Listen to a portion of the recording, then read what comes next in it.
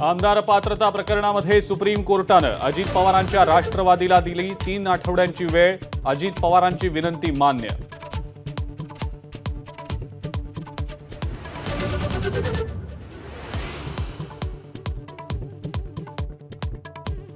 देवेंद्र फडणवीसांच्या घराबाहेर आंदोलन करण्यासाठी निघालेले रमेश केरे पाटील ताब्यात। मराठा क्रांती ठोक मोर्चाच्या कार्यकर्त्यांना मरीन ड्राईव्हला अडवलं।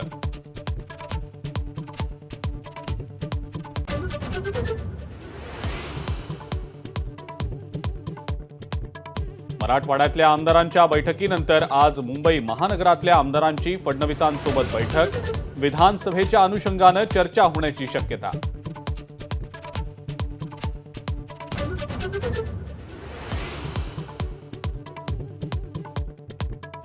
उद्धव ठाकरे आजपासून 3 दिवस दिल्ली दौऱ्यावर। उद्धव ठाकरे इंडिया आघाडीतल्या महत्त्वाच्या नेत्यांची घेणार भेट। सोनिया गांधी, मल्लिकार्जुन खरगेंना ठाकरे भेटणार।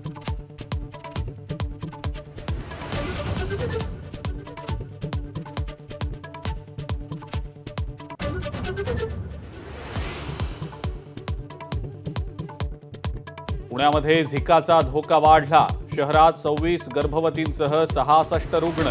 झिका बाधितांच्या संपर्कात आलेल्यांची तपासणी होणार।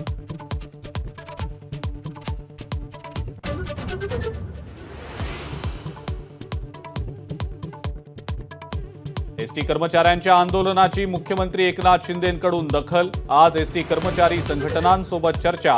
संप रोखण्यासाठी सरकारच्या हालचाली।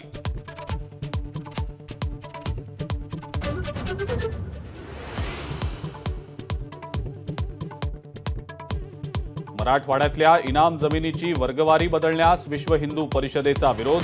मंदिरं आणि मठ परावलंबी होण्याची शक्यता असल्याचं विश्व हिंदू परिषदेचं मत।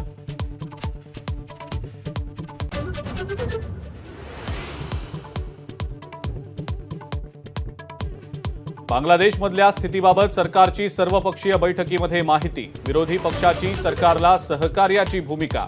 8000 विद्यार्थी माघारी परतल्याचं सरकारनं केलं स्पष्ट।